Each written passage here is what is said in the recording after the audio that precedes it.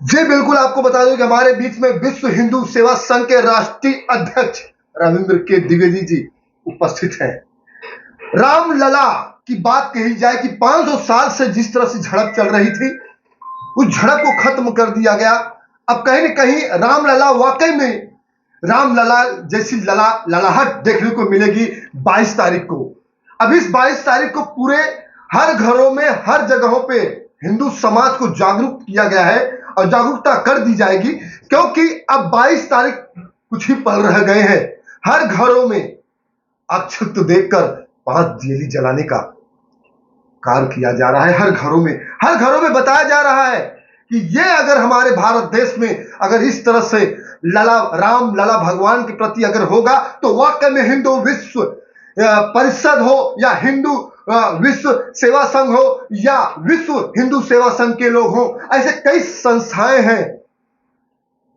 ये संस्था का नाम तभी दिया जाता है वाकई में उसके पास एक शक्ति होती है, शक्ति प्रदान होती है, दिव्य शक्ति होती है, तभी इसी सेवाओं की सेवा करते हुए ऐसे हमारे महान जो रविंद्र के द्विवेदी जी हैं, आज इनसे ही रामलला के बारे में खास चर्चा करना चाहेंगे कि जिस तरह से रामलला का कितने सालों से झड़प चल रही थी, विवादें चल रही थी।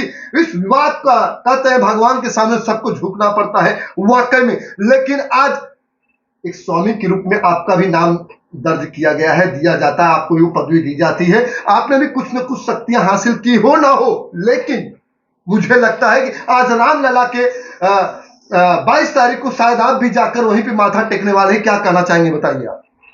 देखिए, जैसा कि आपने कहा कि भगवान के आगे जो झुकता है भगवान उसी की सुनते हैं, इसका सीधा उदाहरण है।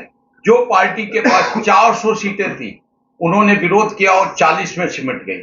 जिस पार्टी के पास 2 सीटें थी उन्होंने राम के पैर पकड़े और आज 300 के पार पहुंच गए। तो ये भगवान की लीला है और ये साक्षात मैं उन पार्टियों को कहना चाहूंगा जो भगवान राम का या सनातन धर्म का विरोध करते हैं या जो सनातन धर्म को अपनी राजनीति चमकाने के लिए गालियां देते हैं, उनके लिए सबक होना चाहिए कि अगर आप रामद्रोही बनोगे तो आपका विनाश तय है। ये हमारे सनातन धर्म में आज से नहीं, बहुत पहले से चला है। राम का विद्रोह किया लंकापति रावण ने, महान ज्ञाता था। आज क्या हाल हुआ, उसका वंश का नाश हो गया, लंका मिट गई, लंका जल गई, लंका भस्म हो गई। उसी तरीके से जिन जिन लोगों ने भगवान राम का विरोध किया उनका आज हाल क्या है, आज वो खत्म हो गए इस देश से। हम देखेंगे, आप देखिए समाजवादी पार्टी को जो सत्ता में थी, जिन्होंने अहंकारवश कारसेवकों पर गोली चलवाया, आज उनका हाल क्या है। आज उनके पास ना सत्ता है ना नाम है। आज कांग्रेस को हम कहेंगे, कांग्रेस के पास 400 सीटें थी, पूरे देश में राज करती थी कांग्रेस पार्टी। आज कांग्रेस का हाल क्या है, 400 सीटें जो इनके पास थी वो आज 40 सीटों पे सिमट गई। और जिन लोगों ने राम को, मैं फिर कहूंगा, जिन लोगों ने राम को पकड़ा, 2 सीटें थी, आज 200 नहीं 350 सीटें हैं उनके पास। इसलिए भगवान का विरोध मत करिए अहंकारवश, भगवान की शरण में जाइए। आज देश के समस्त लोगों से मैं अपील करना चाहूंगा कि राम काज की ने बिना नहीं हमें विश्राम। अगर राम के काज में आप समर्पण नहीं होंगे तो आपको विश्राम नहीं मिलेगा। इसलिए देश के समस्त लोगों को राम के काज में लग जाना चाहिए और ये देश तभी विश्व गुरु बनेगा जब हम भगवान राम के काज पे लगेंगे, राम की तरीके से राज स्थापित करेंगे, तभी हमारा देश। रविंद्र के द्विवेदी जी, कहीं कहीं राम भगवान के बार बार बीच में लाया जाता है, राजनीतिक मुद्दाओं को भी इसमें घसीटा जाता है। अभी बीच में हाल में ही कहीं न कहीं एनसीपी पार्टी के जितेंद्र आव्हाड ने भी कह दिया था कि राम भगवान मांस खाते हैं, लेकिन बता दूं कि उस पे उन्होंने माफी मांगी है। क्या ये कहना सही था? देखिए, राक्षसी प्रवृत्ति के लोग इसी तरीके का बयान देते हैं और वो नष्ट हो जाते हैं। वो चाहे जितेंद्र आव्हाड हो या शरद पवार हो या सोनिया गांधी हो या राहुल गांधी हो, जो भी व्यक्ति राम का विरोध करेगा या राम के विषय में गलत बातें करेगा, उसका विनाश होना निश्चित है। जी बिल्कुल, आप देख सकते हैं कि विश्व हिंदू सेवा संघ के राष्ट्रीय अध्यक्ष रविंद्र के द्विवेदी जी का एक नया मोड़, नया बयान आज आ गया कि अगर राम भगवान के प्रति कोई किसी विवादित बयान को लेकर अगर किसी विवादास्पद बातें कहेगा तो उसकी सही में नष्ट हो हम नहीं, ये रविंद्र के द्विवेदी जी कह रहे हैं। और भी सवालें आपसे हैं कि अब राम भगवान तो वाकई में अब 22 तारीख को ललाहट देखने को मिलेगी, अयोध्या कहीं ना कहीं हलचल बवाल देखने को मिलेगा सिर्फ भगवान के नाम से, कि वाकई में जय श्री राम के नारे भी गूंजेंगे। तो क्या आप भी वहां पे हैं? किस तरह की संदेश पूरे भारत देश में आम जनताओं के बीच देना चाहेंगे भगवान के प्रति?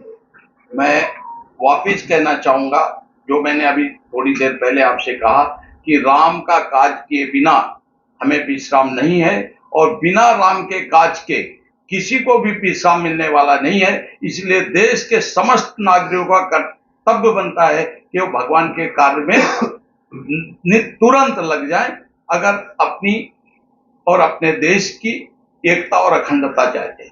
एक सवाल है कि अब राम भगवान की ललाहट तो अयोध्या में देखने को मिलेगी, महल जैसी देखने को मिलेगी। वाकई में हिंदुत्व कहीं न कहीं अब दिलों धड़कनों में एक खुशियां, जैसे प्रभु रामचंद्र भगवान जब अयोध्या आए थे खुशियां हुई थी, वैसे ही अब मंदिर बनते ही खुशियां आम जनताओं के बीच देखने को मिली है। तो क्या आपको लगता है कि अब जो राम भद्राचार्य जी ने जिस तरह से उन्होंने चाहा था, आज उनके दिल में मन में शांति है? उन्होंने कहा कि राम को मैंने देखा है, और देवकी नंदन भी कह रहे हैं कि मैं कृष्ण को देखा हूं, अब सब हो गया, अब मथुरा भी बाकी है, मथुरा को भी किया जाए। आपकी विचारधारा क्या है? बिल्कुल, मैंने कहा कि अयोध्या झांकी था, अभी मथुरा और काशी दोनों बाकी है। मथुरा ही नहीं, अभी काशी भी बाकी है।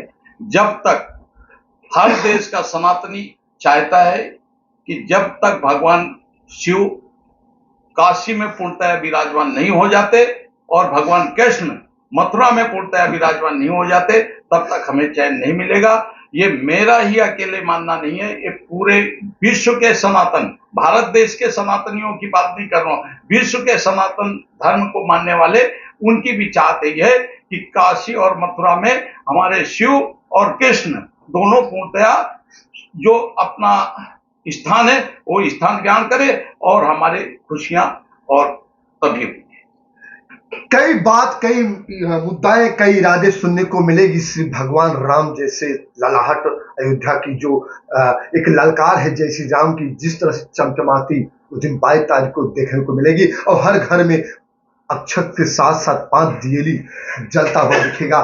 मुझे लगता है वाकई में पूरी ऐसा लगेगा कि राम प्रभु श्री रामचंद्र अयोध्या आए थे, वैसे ही हर घर में राम भगवान का जय जयकार होगा, उनके घरों में भी राम भगवान का वास होगा। लेकिन अब कुछ ही पल रह गए, आने वाला है, अब उसको कोई हटा नहीं सकता। लेकिन अब जगमगाहट देखने को मिलेंगे, तड़पड़ाहट देखने को मिलेंगी, झनाझनाहट बादल में गरजता हुआ देखने को मिलेगा, क्योंकि अब राम भगवान बस रहे हैं अयोध्या में, बसे थे, बसे रहेंगे हर दिलों में, हर आम जनताओं के बीच। अब आ गया है वो समय ऊपर। धनुधारी यादव की रिपोर्ट।